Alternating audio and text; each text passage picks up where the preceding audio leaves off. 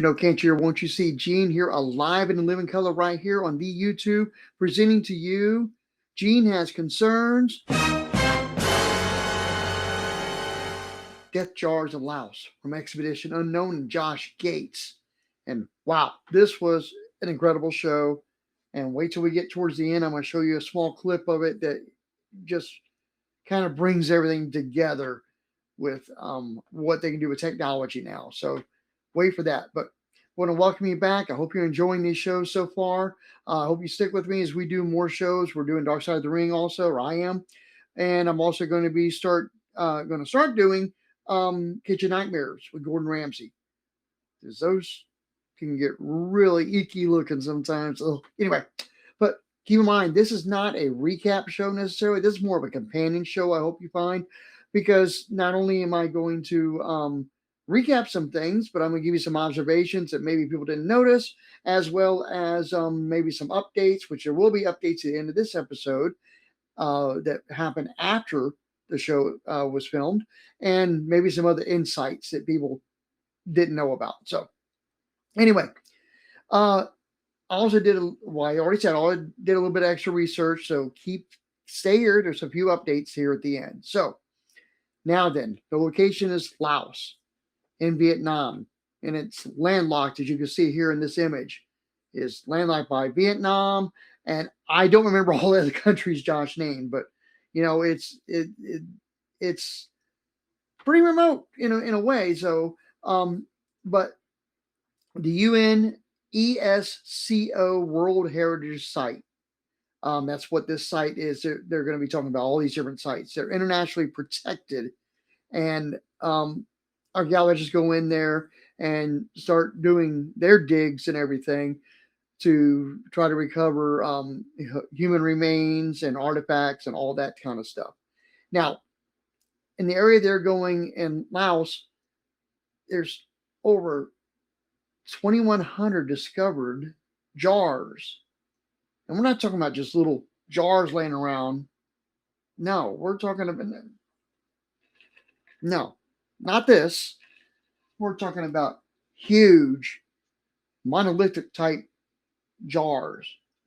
And none of them have lids. And they don't know what they're there for. And they don't know if they've been there for 1,000 years or 2,500 years. They just don't know. And as you can see here in this image, that's what some of the jars look like. Some of them are smaller, some of them are larger, and I'll show you a really large one in a little bit. But now you also see in this next one the vastness of it. And this is just one site.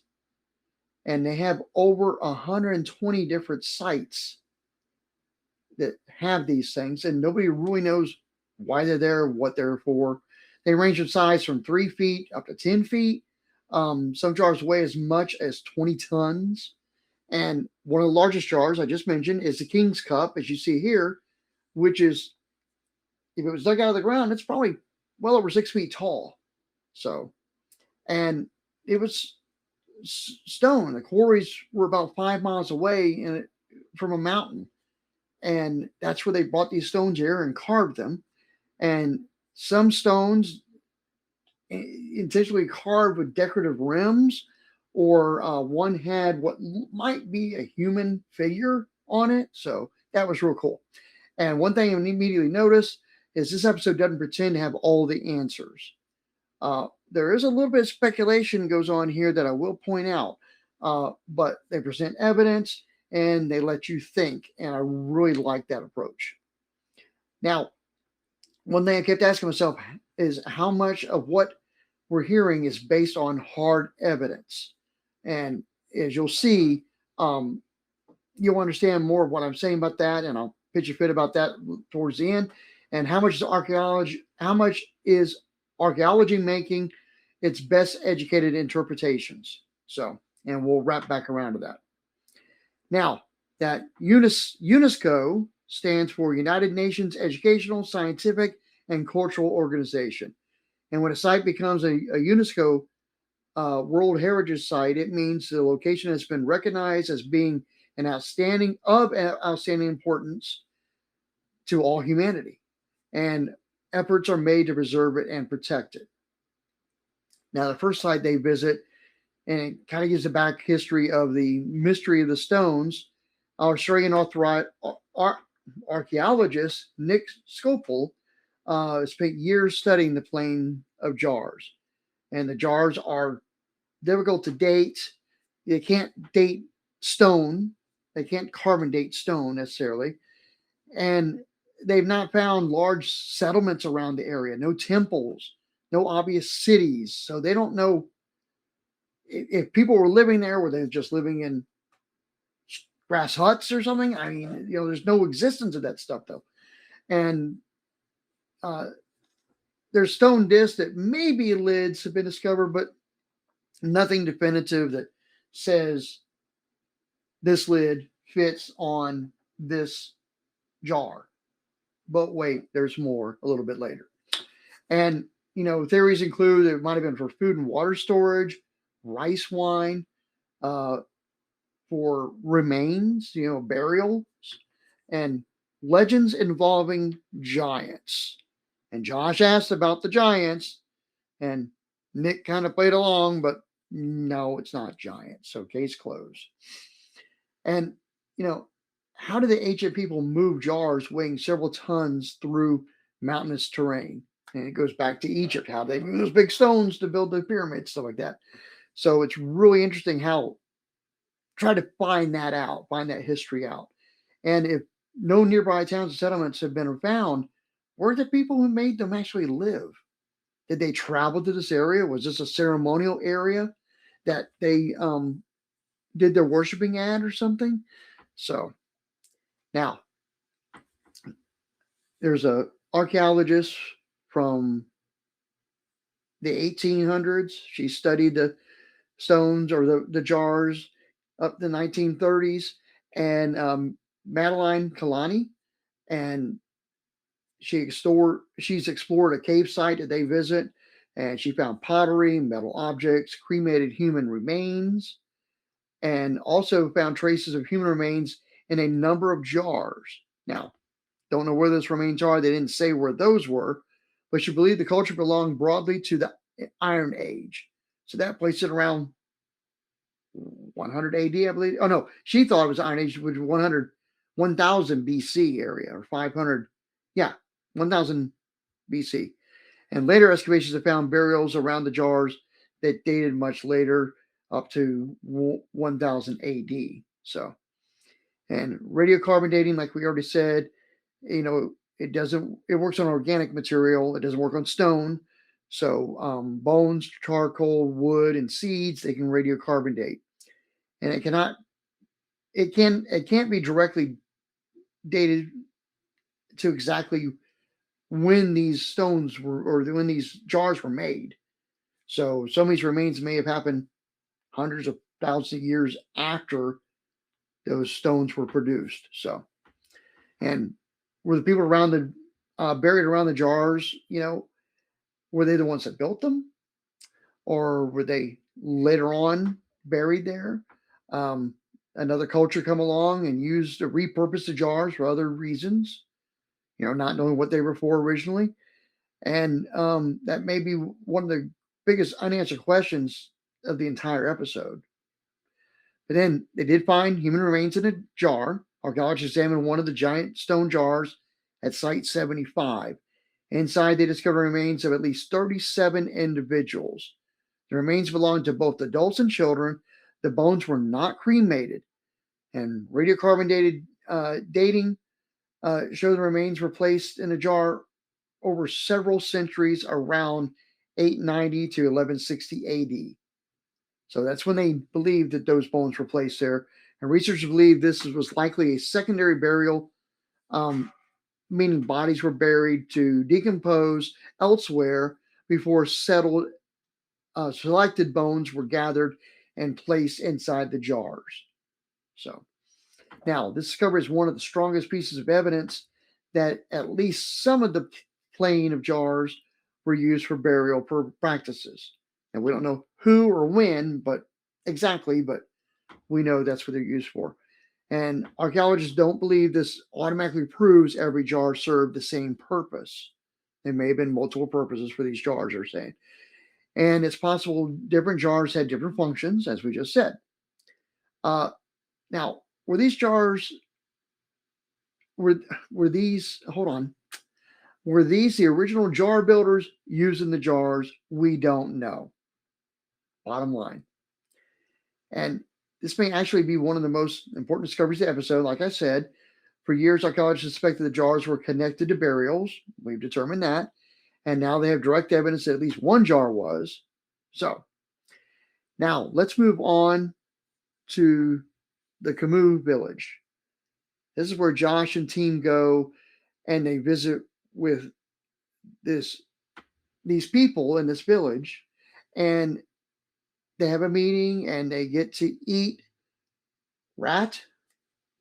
skewered rat, and these people, this bamboo rat's what it's called, and these people tell, or at least the leader tells Josh and team where they might be able to find another jar site. And this one's unknown. So it's not been officially reported or recorded yet.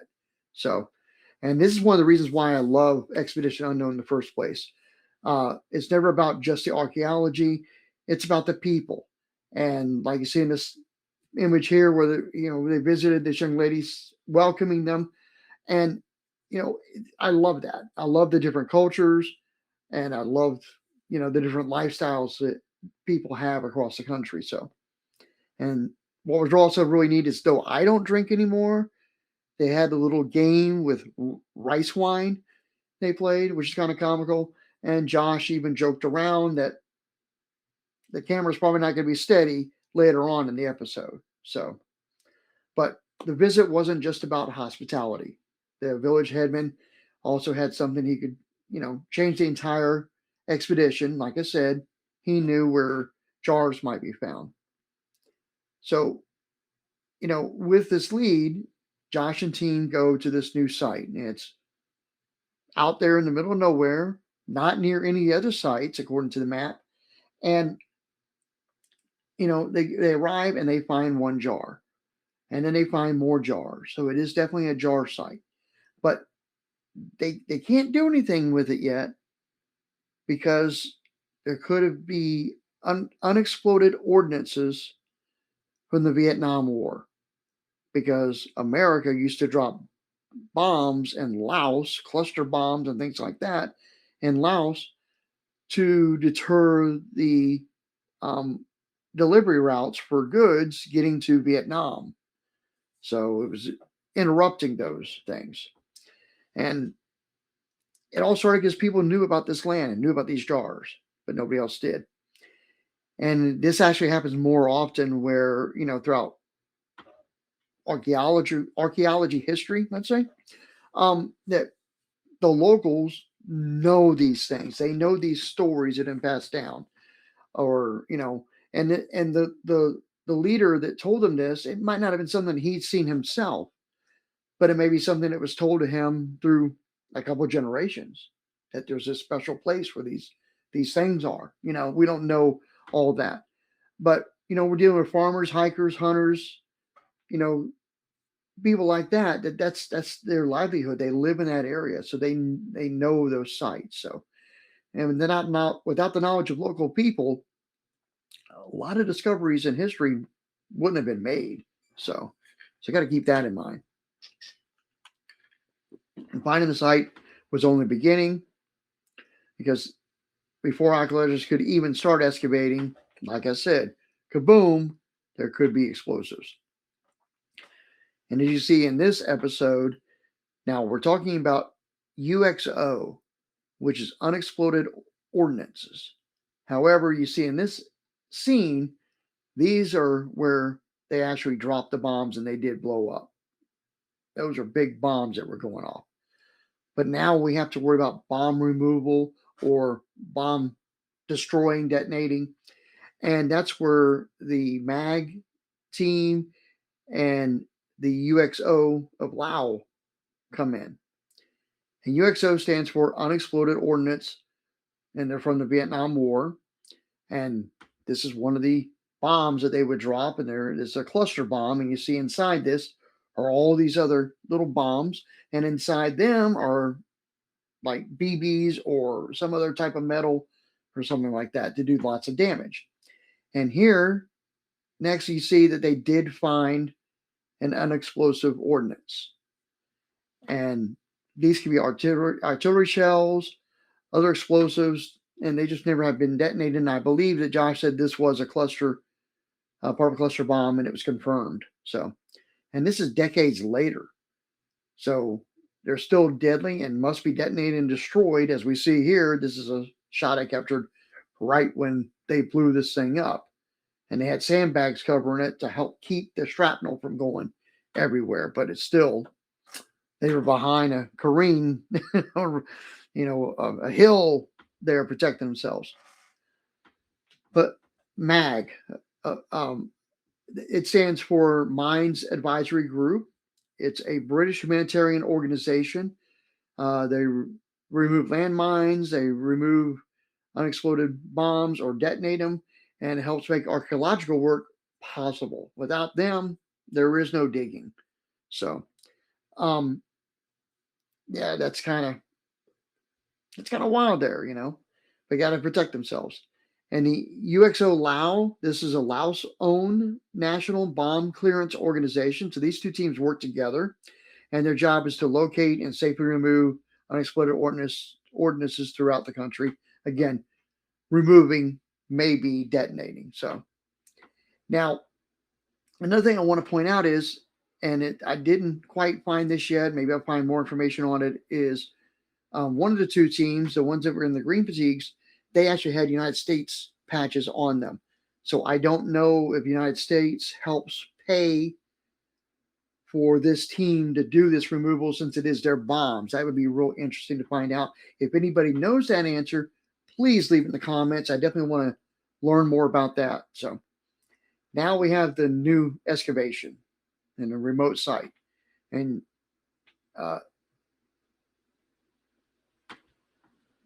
this is, hold on a second. Okay. Beyond that site, this is another site that they went to. And they found one of the jars, and it had water and sediment at the bottom of it. And they used this high-tech equipment to get the water and sediment out. Half a water bottle on a string. Hey, whatever works, works. Josh is halfway hanging in the bottle getting this. And lo and behold, they found two beads. One could be from over 1,000 miles away.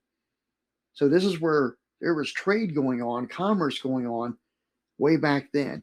Now, we don't know if there weren't any bones there. We don't know if bones had been buried there, removed.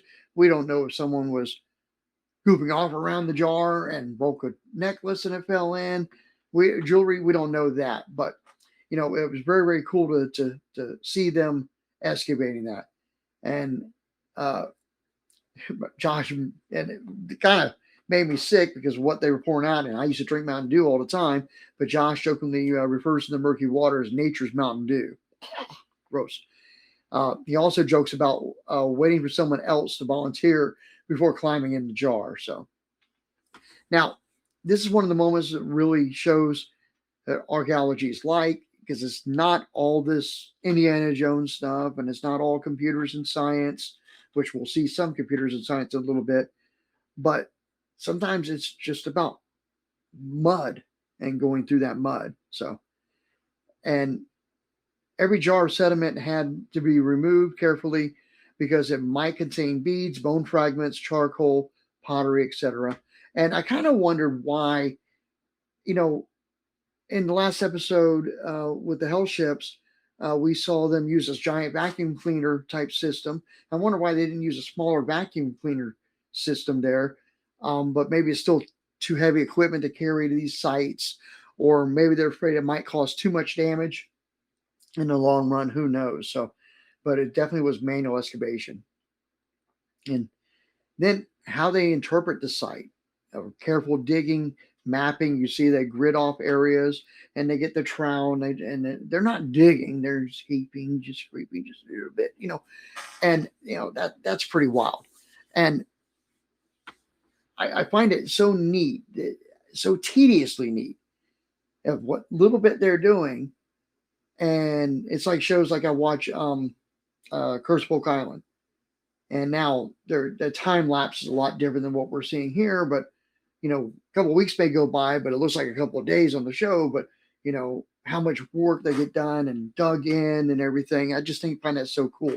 And I actually thought about archaeology when I was a kid because I love history. I love all this stuff. So now this became one of my biggest questions during the episode. Suppose these jars sat here for 2,000 years. Maybe they are from BC. Wouldn't later cultures have also visited location? Of course they would have. And if so, how did the archaeology know a bead or a knife that they found, or the earlobe plug that they found that's a stone? How do they know that they came from the jar people? So they just simply don't know. They study soil layers, position in the ground, nearby objects, radiocarbon dating, whether the soil appears disturbed or undisturbed. The object itself is only part of the story. Its location often tells archaeologists just as much. So that's kind of how they may know some things. And that was something I learned watching this episode's archaeology isn't treasure hunting, it's detective work. Now we get into those beads. We had the glass beads, the iron knife, which was possible tool or burial object, and the ear spool, which was, I guess, people there today still wear them, and it's considered a status symbol. But, what happened that it was buried in that ground there? Did someone drop it? Like I said, maybe someone dropped the bead, jewelry, or whatever. And this goes back to my earlier question. How confident are archaeologists that these items actually belong to the people who built the jars? Because Josh he doesn't normally do it this way, but he kind of was saying, that this must be the jar people. And that kind of disappointed me a little bit. That was one of my concerns, is that you can't just say that this may be from the jar people. We're talking about thousands of years, or 100 or 8,000 years, that other cultures, other people, have lived around that area somehow. So, and researchers believe many of the glass beads were imported through ancient trade networks, and possibly possible origins were India, Southeast Asia, and regions influenced by the Sasanian Empire, which was Middle Eastern area. And that tells us these communities were connected, much larger trade routes than most people realize. And just figure, one tiny bead, it doesn't seem like much until you realize it may have traveled hundreds of thousands of miles before someone dropped it. So now we get to another cool thing. Remember I mentioned the discs they found that may be lids, but they haven't found any jar lids? Well, ta-da! They may have found a jar lid. They find shape, they're digging, they're using their trowel, they're using their brushes, and it's a stone. It is beveled, and it appears to fit the opening extremely well. As you see here, Josh is holding the stone right at the mouth of the vase, and this is where it was found, was right where that stick is. It was kind of found like right there. And then as you see, it almost looks like a perfect fit. So, and that's just remarkable. And it just makes sense. This is one of the things they can correlate, that this thing's fitting here. It's laying right next to where the jar was knocked over. So that must be the lid of the jar, which now they kind of confirm, yes, some of these jars may have had lids. So, which is pretty cool. And this may have been one of the biggest discoveries of the entire episode. Because for decades, people had wondered whether these jars originally had lids or not. And finding one that appears to fit could answer one of the oldest questions there. And of course, one possible lid does not automatically prove every jar originally had a lid. So let's keep that in mind. Excuse me. So, tooth ablation. Who here has purposely had two of their best teeth pulled out of their mouth? Raise your hands, or excuse me, leave a comment. That's something that culture does over there and has done for at least 1,000 years, it sounds like, maybe longer. And it's, you know, they find skulls that are missing teeth. There's people that still do it today. Uh, and it's intentional removal, and it's healthy teeth. They're not pulling the bad teeth, they're not pulling the teeth cavities.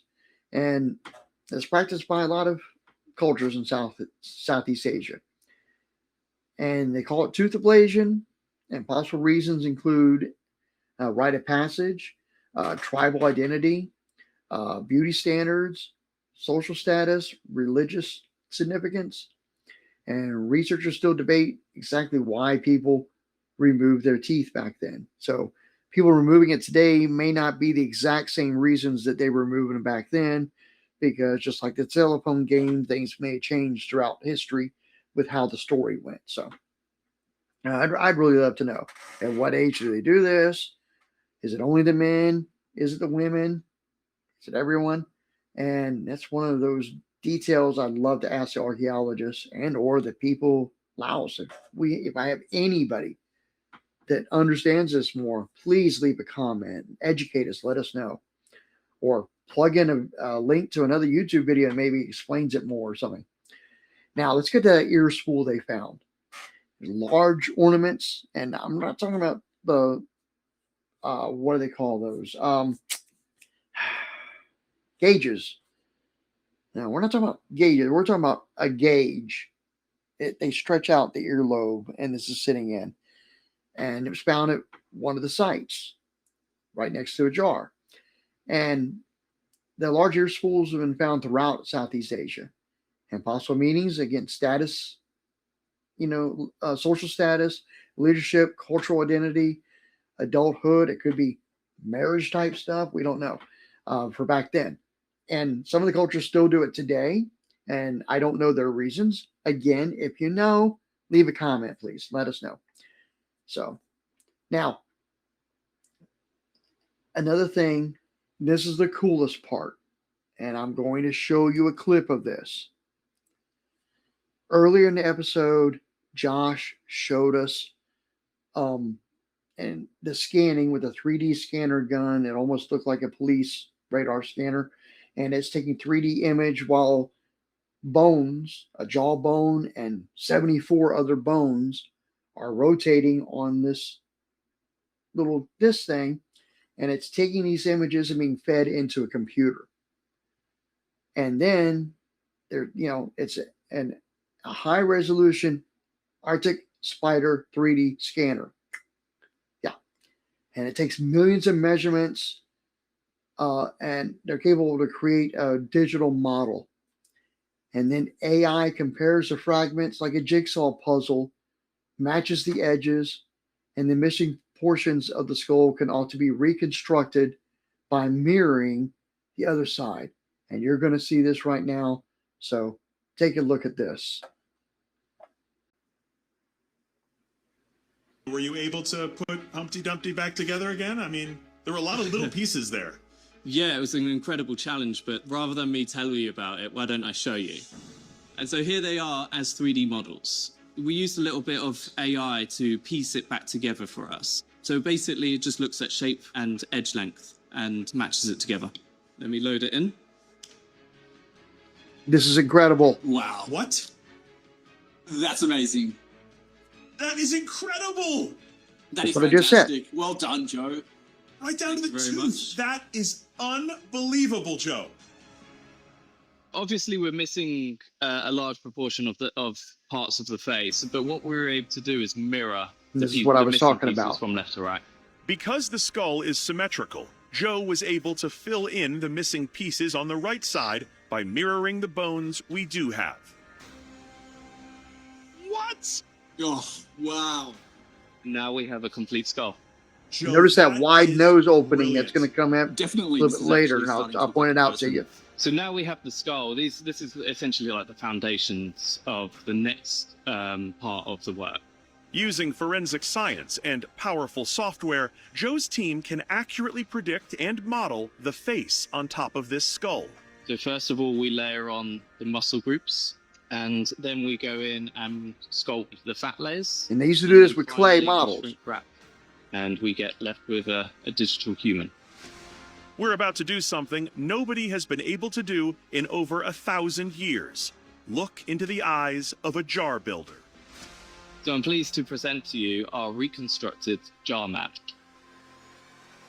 Oh, Wow. my God. Joe! Now, see I the love wide it. nose?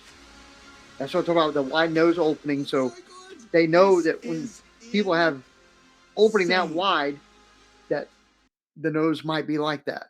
So, and let me back this up just a hair again. There it is. And you see, they also have the ear. Oh, what do we call them? Again. Oh shoot. The ear spool. Goodness, I can't remember what it's called. And we see the ear spools. They went ahead and put those in there. Now, they don't know for sure, of course, that this particular individual that the skull belongs to had that color eyes. Exactly what the ears would have been like if they had the spools in the ears or didn't have the spools in the ears, what the size of the ears are. But this is all estimation. And I even showed this video to my mom, and she was curious about, well, gosh, is there someone alive today that looks like that? And there very well could be in that culture as well as in that family line. Uh, there's people that, grandfather, father, and son, and they all three look alike from their pictures when they were kids. They look like they could be brothers. So, but this is just amazing what computers and AI can do. And like I said earlier, it was all before with forensic science, it was clay.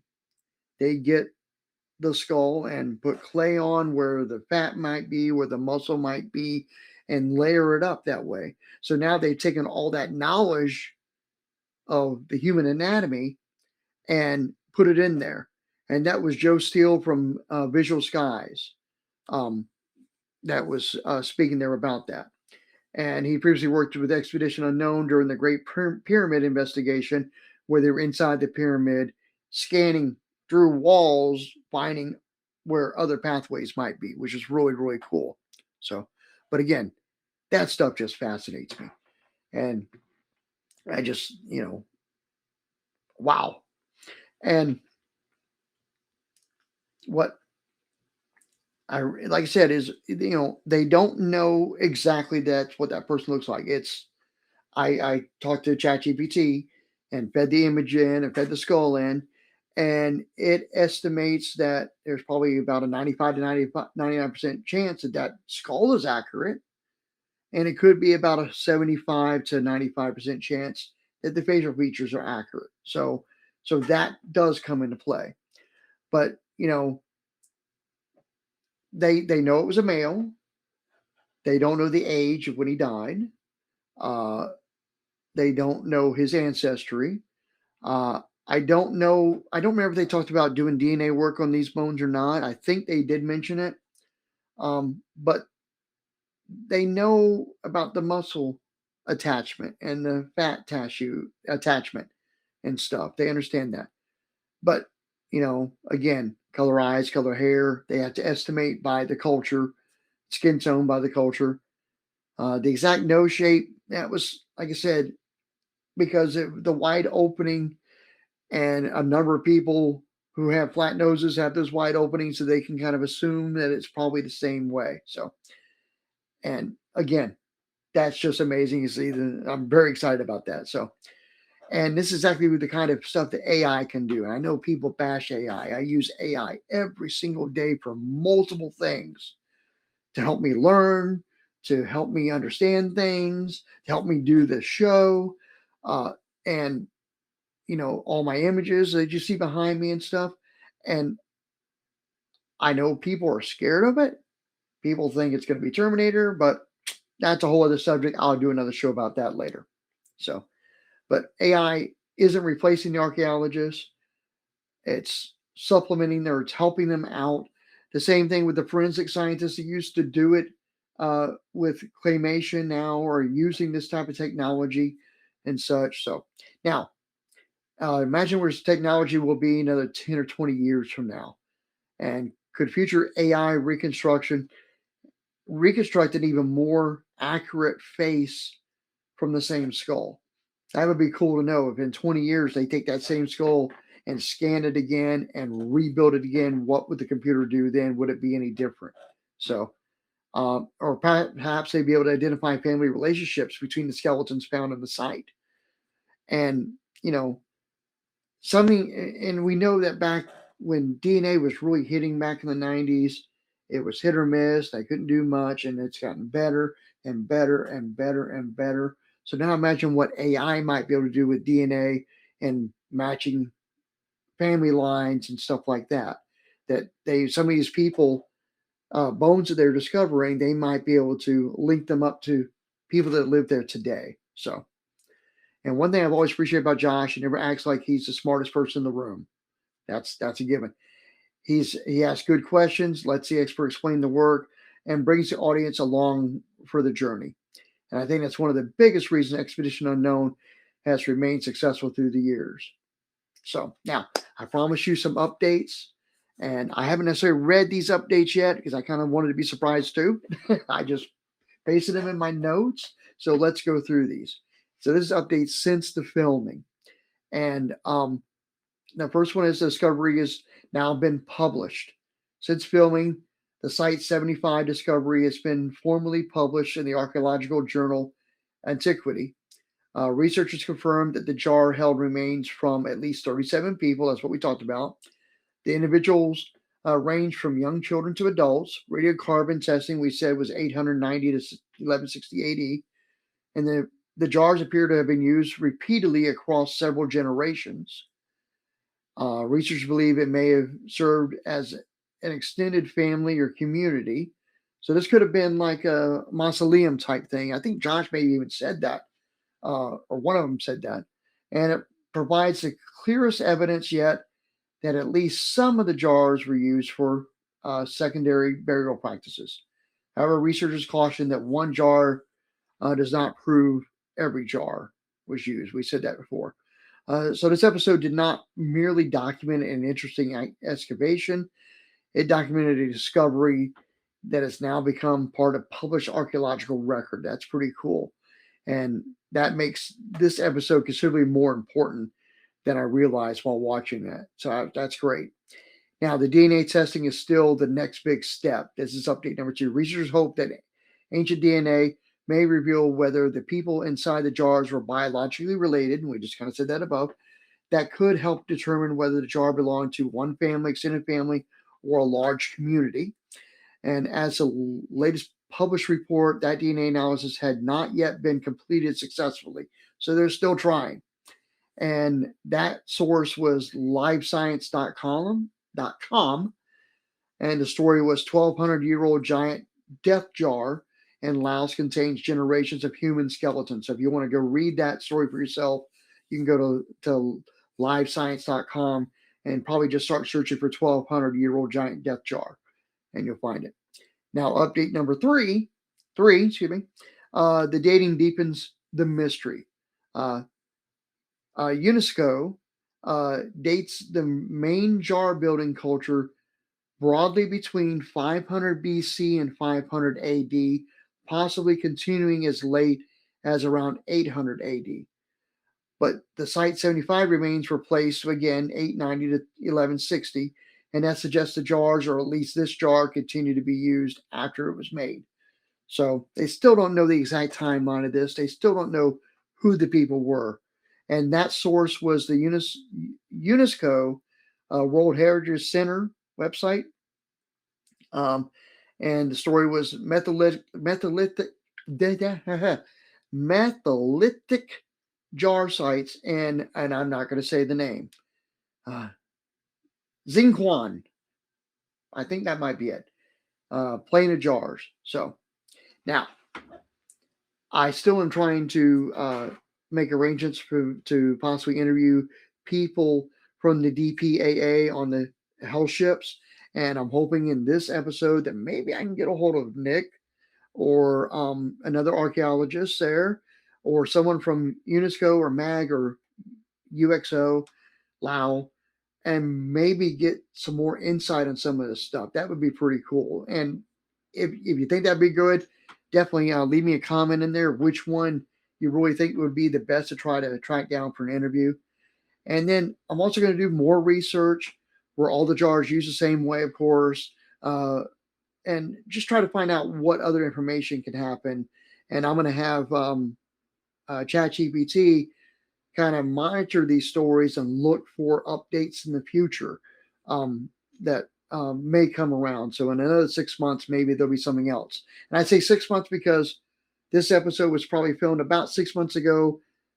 Going back to the Hellship Part 2 episode, there was a 6 months gap between when it aired and when Josh placed the plaque for the ceremony for the ship that they discovered, that one of the hell ships that sunk. It was a 6 month range there. So I kind of figure this might be the same thing. So maybe every 6 months I'll have ChatGPT do further research to see what new stories may come out about this. And if I do have some, I'll update you all here. And I just wonder how else AI might be able to help in this in the long run.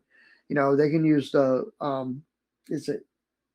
what's the radar? Is it the LARS?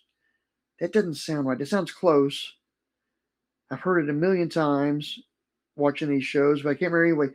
They got the drones that fly, and they can fly over these jars and mark them all, and maybe find similarities to them and such. We're using AI, and of course the DNA advancements. Hopefully, we find out more there, and finding more additional lids. So, this is another fascinating episode of Expedition Unknown. Beautiful scenery. I love that. I wish I could have gone on that hike to that new site that they found through that creek and everything. I love stuff like that. And great use of modern technology. That was fantastic. The AI reconstruction just blew my mind, as you saw, and just so many more questions. So one thing this episode reminds me, sometimes archaeology doesn't answer the mystery. And we know that. They find discoveries, but it doesn't answer the big question. It simply replaces one mystery with an even bigger one. And honestly, I think that's why I enjoy the show so much. So now, just want to let you know, I think that's what makes the Planet Jars so fascinating. After thousands of years, we're still learning new things. And honestly, I kind of hope that never change. So thanks for watching. I hope you enjoyed my episode. Again, please leave me comments. Please like and share and subscribe. That would definitely help me out. And I'm going to be starting to do sponsors in these.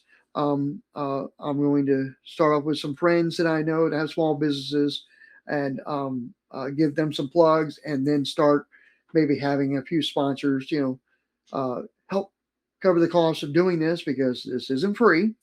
Cheapskating as much as I can.